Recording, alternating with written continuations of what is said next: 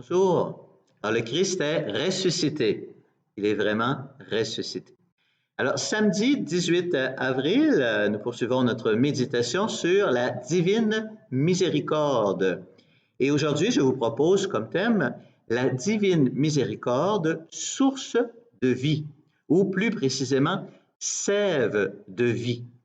Je ne sais pas si vous vous souvenez, en 2015-2016, nous avons vécu une année sainte de la miséricorde. Ça avait été une année extraordinaire avec dans toutes les cathédrales du monde une porte sainte de la miséricorde. Et on avait vécu un plein d'expériences formidables pour plonger dans la miséricorde divine. Et à la fin de l'année sainte de la miséricorde, le pape François a publié un petit texte qui s'appelle Misericordia et misera, la miséricorde et la misère. Et en fait, cette expression, il l'emprunte à saint Augustin lorsqu'il commente l'épisode de la femme adultère. Vous vous souvenez, on amène à Jésus une femme qu'on avait surprise en train de commettre l'adultère et on lui dit, cette femme-là, on doit la lapider, c'est ça qui est écrit dans la loi de Moïse, et toi, qu'en dis-tu? Et là, Jésus donne cette réponse célèbre qu'on connaît tous, que celui qui est sans péché lui lance la première pierre. Et petite parenthèse, dans la loi de Moïse, il fallait aussi lapider l'homme, pas seulement la femme, mais les deux. Et là, tout le monde s'en va et il reste seulement Jésus et la femme adultère. Donc, saint Augustin dit, il reste la miséricorde et la misère. Voyez? Et cette scène d'Évangile, c'est une scène extraordinaire pour nous aider à approfondir en ce dont je vous parle depuis quelques semaines, ce passage si important de l'Ancien Testament au Nouveau Testament. Dans l'Ancien Testament, il y a comme ça toute une série de lois où les personnes qui agissent de telle ou telle manière, il faut les tuer, les mettre à mort. Pourquoi? Pour ne pas laisser le mal au milieu du peuple. Tu enlèveras le mal du milieu de ton peuple. C'est le principe de protection du peuple. C'est le principe, évidemment, qu'on connaît tous de la pomme pourrie. Vous voyez, si dans mon panier de pommes, il y a une pomme pourrie, je vais l'enlever. Pourquoi je vais l'enlever? Pour ne pas que la pomme pourrie fasse pourrir les autres.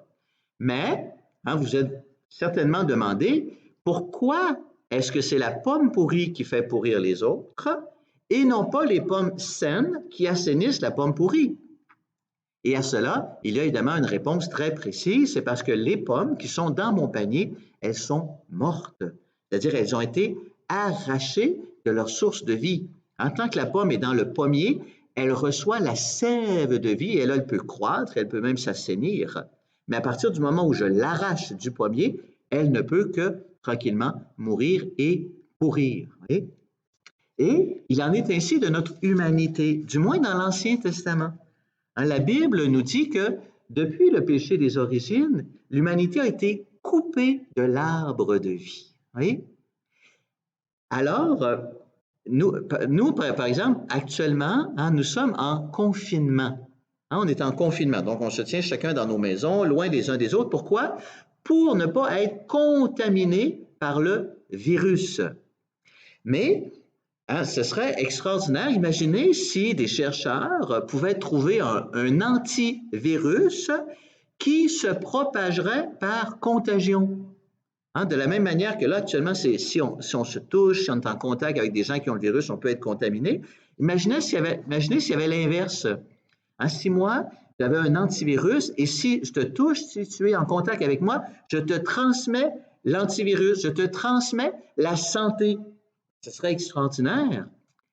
Et c'est cela qui se passe dans la personne de Jésus.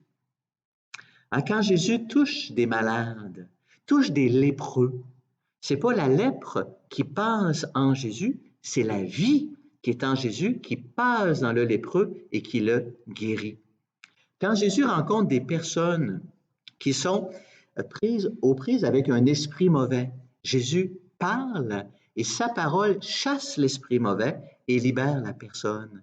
Quand Jésus rencontre des personnes qui ont des mauvais comportements, les pécheurs, des personnes qui sont blessées dans leur cœur et à cause de ça font le mal, le regard d'amour de Jésus, le regard de miséricorde de Jésus touche le cœur et transforme la vie de la personne, comme on l'a vu hier avec Zachée.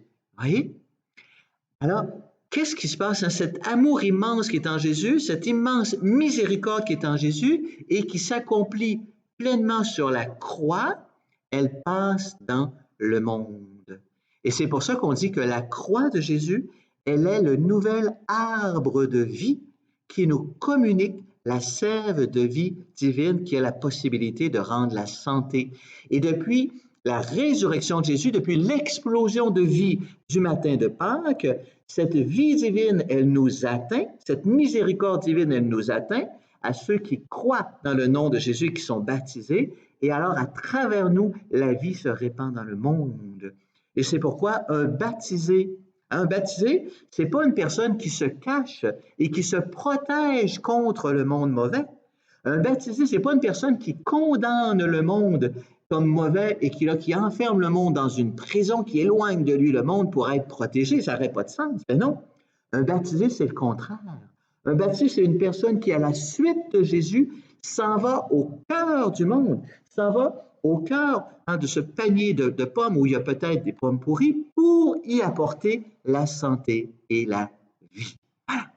Alors demain, nous allons célébrer la fête de la divine miséricorde. C'est ça la divine miséricorde. La divine miséricorde, c'est non seulement le pardon, mais c'est cette sève de vie qui jaillit sur la croix et qui explose au matin de Pâques et qui nous atteint et qui, à travers nous, se répand dans le monde entier et qui fait que nous n'avons plus peur, mais nous sommes en paix. Et cette paix et cette vie, nous voulons l'apporter dans le monde.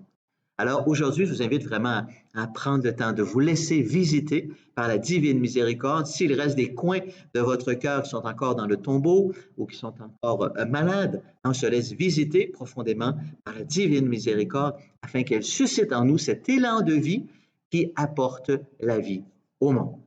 Et moi, je vous accompagne de mon humble bénédiction au nom du Père, du Fils et du Saint-Esprit. Amen. Alléluia.